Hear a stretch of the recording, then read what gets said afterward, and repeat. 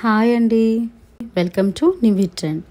ఈరోజు మనం ఇన్స్టెంట్ దోశ ఎలా చేసుకోవాలో చూద్దాము. ఫస్ట్ ఒక బౌల్లో 3 కప్స్ అటుకులు వేసుకుందాము.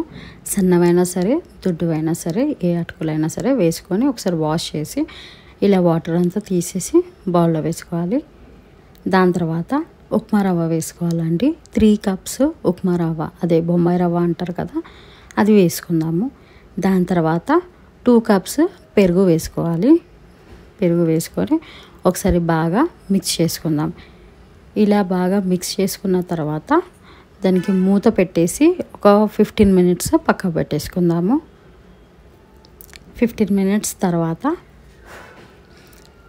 మనం దాన్ని గ్రైండ్ చేసుకుందాము. గ్రైండ్ చేసుకునేటప్పుడు కొద్దిగా వాటర్ వేసుకొని గ్రైండ్ చేసుకోవాలి.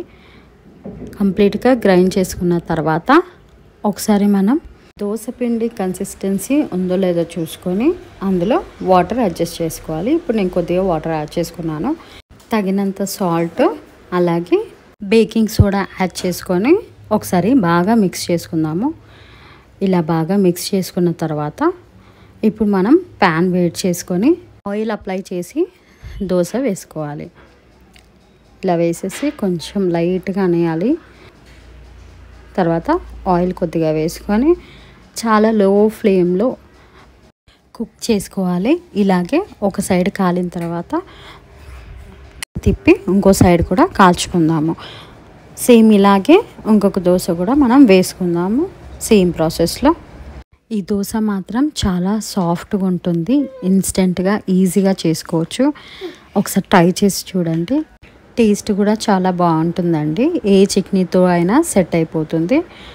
సాఫ్ట్ అయితే చాలా సాఫ్ట్గా ఉంటుంది.